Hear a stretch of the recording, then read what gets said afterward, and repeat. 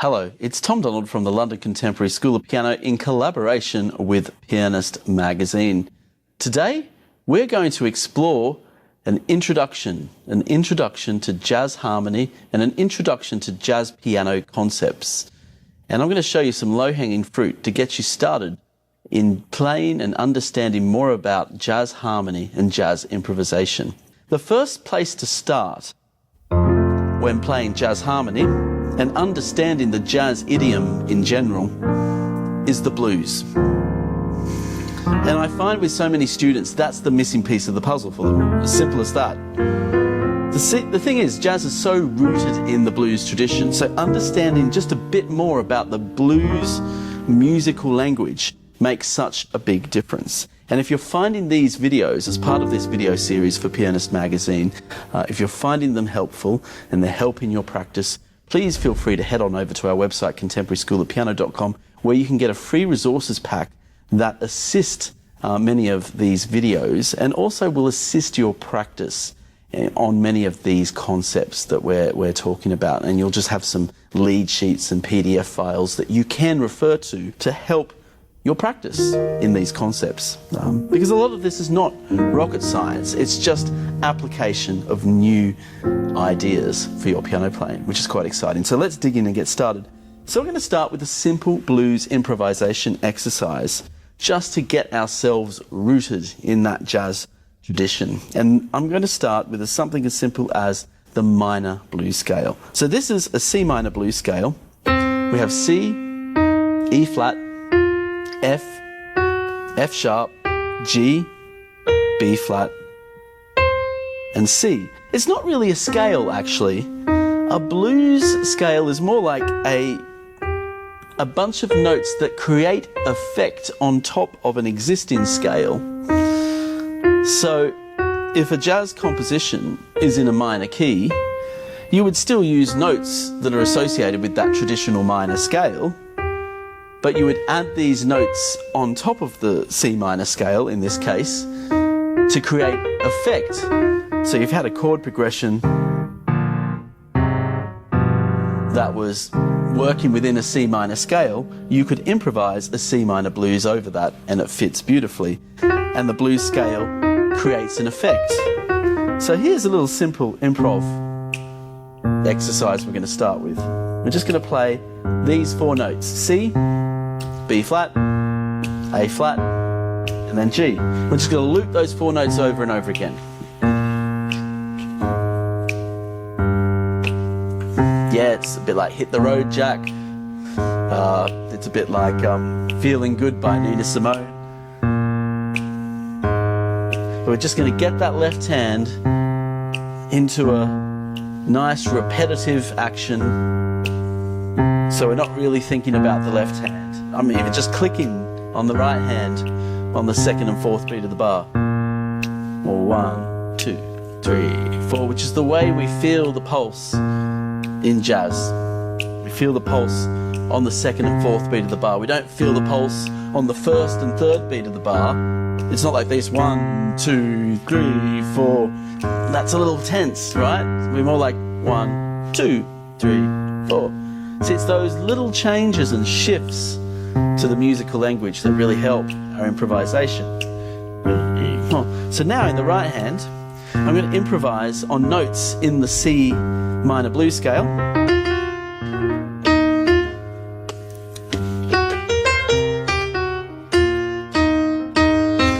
Maybe I'll just start with the first three notes of the blues scale, just to keep it simple and just to get a nice start. Just really simple 2-3 note phrases. And you'll notice your left hand might slip around the place. That's totally normal. If that happens, just pick yourself up, start again. What's that jazz song? Pick yourself up, dust yourself off, start all over again. It's a bit like that, yeah? You're gonna add the fourth note here, the F sharp. And then the G. A couple of patterns that work quite nicely. Just focusing on the minor third. da da da da da. Or focusing on the top 3 notes of the scale.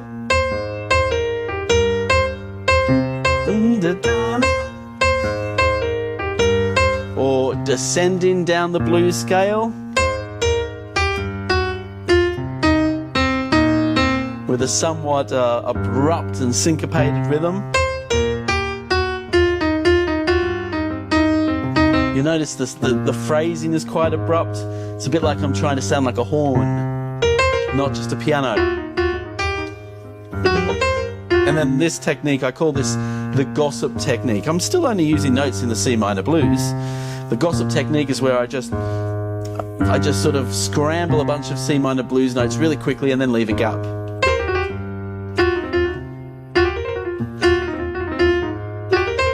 I go to different octaves and do this.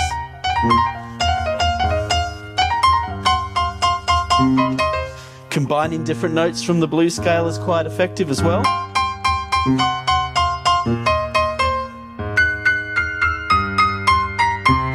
This is the sort of mad things we get up to with our students here at the London Contemporary School of Piano, here at the Bluthner Centre in Baker Street.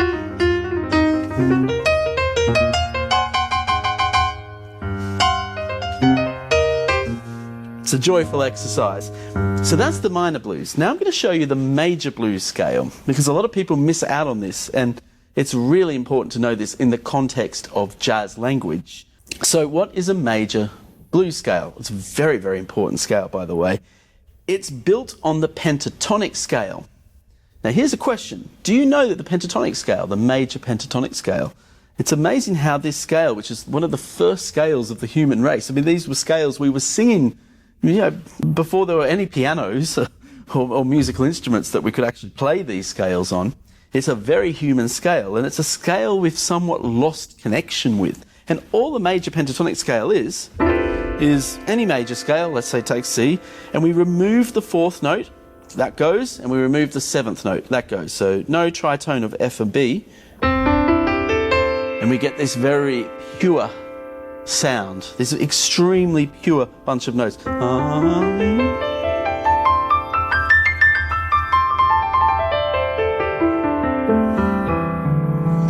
Every culture on this planet has used the pentatonic scale in one way or another to express folk music, to sing, to create something. It's just a question of what did we add later on to spice things up a little bit. And this is the genius of the blues scale, the major blues scale in this case. It's a pentatonic scale, a major pentatonic scale, with a flattened 3rd note. So we flatten the E, we turn it into a D sharp, but we keep the E as well, and we get this combination of notes.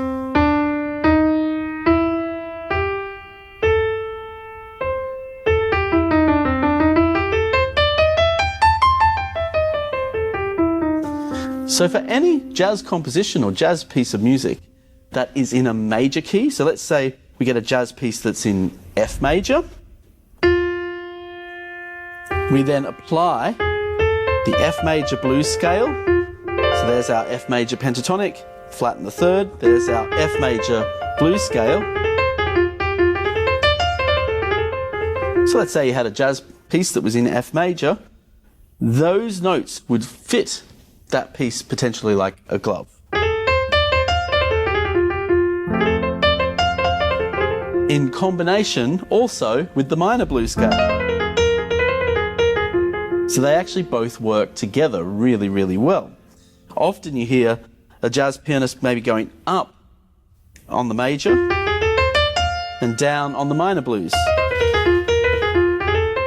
So you get this world where major and minor are parallel and pretty much interlinked, almost at the same time, to get these sort of effects. And you know when that sort of thing is taking place,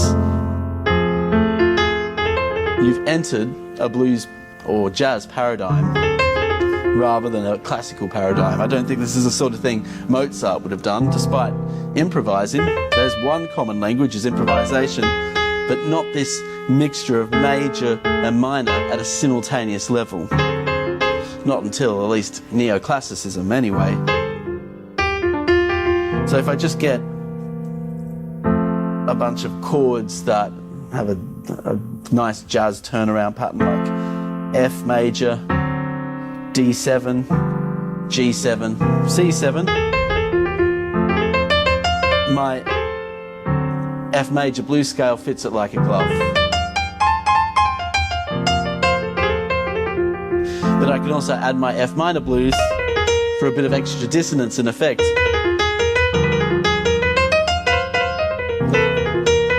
Then circle back to the major. So now let's talk about jazz harmony, because this is the big topic. And I know today's video is an introduction to jazz harmony. It's not a complete course on it or anything like that. But I want to show you some really useful golden nuggets that will get you started. And if you need some supporting resources, do visit our website, contemporaryschoolofpiano.com, because we have a free resources kit that has some sheets and exercises that will support this video. For instance, what I'm about to show you now is the holy trinity of jazz chords. So what is the holy trinity of jazz chords? Well, this is the essential difference, I would say, between classical harmony and jazz harmony. In the classical world, in general, and I'm making generalizations here, we live in a world of major and minor.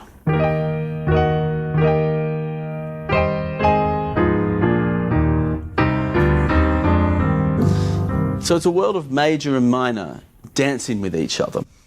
And that is really a classical construct. I'm not going to make cliches like major's happy, minor is sad, but they just have different emotions and they're mixed together. Composers mix major and minor together to create beautiful music. The jazz world, however, is not as clearly defined as just being major and minor, though there is repertoire in major and minor keys. Jazz harmony is more of a three-party system, and that's what this holy trinity of jazz chords are. And if you head on over to our website, you can get that holy trinity of jazz chords lead sheet from our resources kit. So the three-party system is that we have major 7, dominant 7, and minor 7. Now, it's not to say that these chords don't exist in classical music, because they do. I mean, C major, D minor 7, G7, C major, A minor, D7, G major, C major 7. So there's lots of jazz going on in classical music, don't get me wrong. But the difference is that the function of jazz harmony is that major 7 and dominant 7 becomes a different relationship of two sets of chords that can be used across keys to glue different keys together, and they start to have their own identity. In classical music, a dominant 7 is usually just a leading chord that takes us somewhere else, like that. But in jazz, a dominant 7th chord can be plugged into any chord to create a blues-like effect. Likewise, a major 7 chord is used to create a more, what would you say, static, quite lush effect. So you now have this world where you've got major 7 harmonies, dominant 7 harmonies, and then minor 7 harmonies. And minor 7 functions quite differently in jazz as well. The function of a minor 7 in jazz is almost a way of making a minor chord sound quite mellow rather than just nostalgic. I can't quite explain it in words, but I can show you how it might work in a chord progression. I'm just going to create a random, and I promise you I'm not thinking about the chords here. I'm just randomly going to put any chord I want together, and you can try this yourself because it's really fun. I'm going to make up a random major 7 chord, a random minor 7 chord, a random dominant 7 chord, and then mix them around. And you'll just hear how these three types of chords interact with each other. E flat major 7, A minor 7, C major 7, A flat major 7, B flat minor 7, B minor 7, E dominant 7, A minor 7, A flat major 7. So they almost have this like super glue quality to them, these three types of chords. They can sort of glue together. And even though the music there, what key was I even in, it still formed a type of key center because of the relationship between these three types of chords. So the practical thing to take away from that is that you really need to know the difference between major 7. So a major 7 is a semitone below the octave. A dominant 7 is a full tone below the octave. And a minor 7 is built on a minor triad and is a full tone below the octave. And you want to then play that and try that in other keys. F major 7, F dominant 7, F minor 7, G major 7, G dominant 7. We call it G7 for short. Like, Thomas is my full name, please just call me Tom. G7, G minor 7. And in chord notation on jazz lead sheets, the major 7 will often be a triangle, the dominant 7 will just be a 7, and the minor 7 will be CM7. That's usually how you'll see it notated. So let's try some chord progressions to see how this is all put together. And I've chosen the piece Georgia on My Mind because it's a beautiful piece of music. So let's start with the chords for Georgia on My Mind. And I'm just going to chord the piece out. I'm not even going to play the melody. And the nice thing with major 7 chords and dominant 7 chords is I can also have my thumb on the 7th. I can play it in this inversion. I don't have to play it like that. So you'll often see me playing the chords with the thumb on the 7th. So we've got the F major 7, Georgia, E minor 7, Georgia, A7, D minor 7, the whole night through, G7. Then we got A minor 7, D7, G minor 7, C7, A minor 7, D7, G minor 7, C7. So you get quite a nice combination of those chords. So the idea is in jazz, we've got to make sure we've got 7s on pretty much everything to add extra dissonance to the chord. But of course, jazz pianists don't just leave it at that. And you might just be only ready to practice this on the level of 7ths. But jazz pianists like to add extra dissonance. And we add extra dissonance by creating the right conditions for us to be able to add 9ths and other dissonances. So what's a 9th chord? For instance, if we have a D minor 7, a D minor 9th, we'd also have an added E above the C. But it's not totally realistic to play that with one hand, and nor does it actually sound that good in that position. So we can travel to 9th chords by using creative techniques like this. Here's a nice progression. D minor 7, I've got my thumb on the 7th, and now I'm going to go to a G9, but I'm only going to drop my thumb down a half note here, and I get a G9. Don't think about the theory, just do this with your fingers first. D minor 7, just get this under the fingers first.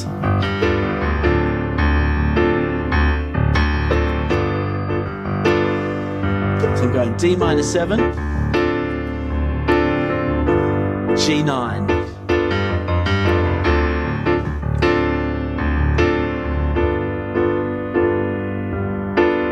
So this is a D minor 7, and this is a G9 because I've got the G in the bass, B, that's the 3rd, 5th, 7th, 9th.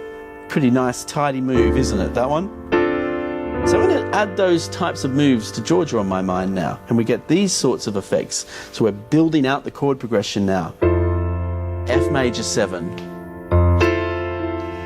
E minor 7, A9, D minor 7, G9, A minor 7, D9, G minor 7, C9, A minor 7, D9, G minor 7, C9. And so that really brought it to life, adding those ninth chords in those very comfortable sequences. I was just dropping one note at a time. Now I'm going to take it up another notch from there, and I'll probably lose some of you. So if that's the case, just listen to the sound, enjoy it. Remember that you're on your own path here. Start with the sevenths first. Master those sevenths. Major 7, dominant 7, minor 7. And you can go to our website, contemporaryschoolofpiano.com, to get our free resources kit, which has the whole trinity of jazz chords lead sheet, which is really helpful tool for practicing this. But let's now just go up a notch. We've got, see if you can keep up with me, F major 7, E minor 9, A13, D minor 9, G13, A minor 9, D13, G minor 9, C13. So I'm just again transforming those patterns to give them even more chordal density. But let's just strip things back a bit now. We're just going back to seventh chords. So no more fancy stuff, just back to seventh chords, because that's the root of jazz harmony, are those sevenths. That's the key here. So we're going to play these seventh chords in the left hand from Georgia on My Mind. F major 7. Because we're going to improvise in the right hand. Now, I'm just going to get these chords under my fingers first.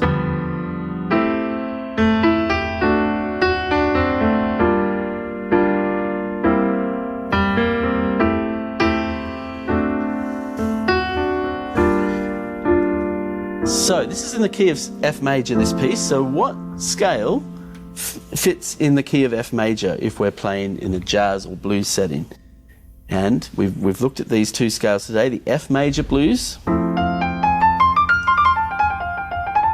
and the F minor blues if we want some extra dissonance.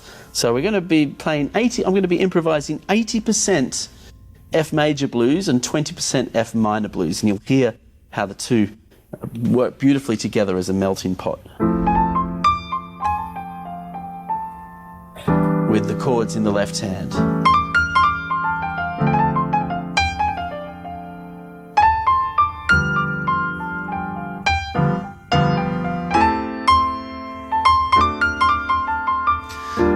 Switch to the to the F minor blues now.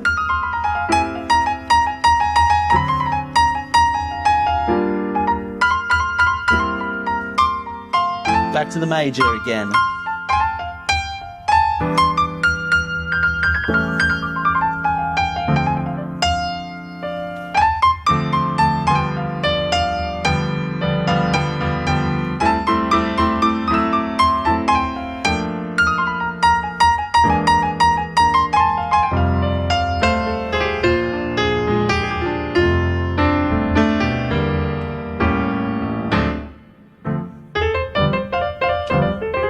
I hope you found today's video helpful. Just giving you a start into the vortex or the groove of jazz harmony.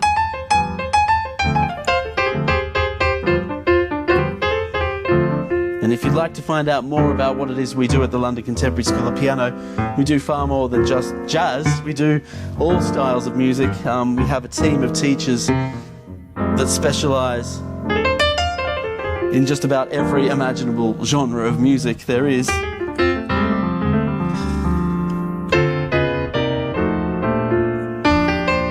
And we're so privileged to be based here at the Bluton Piano Centre here on Baker Street in London.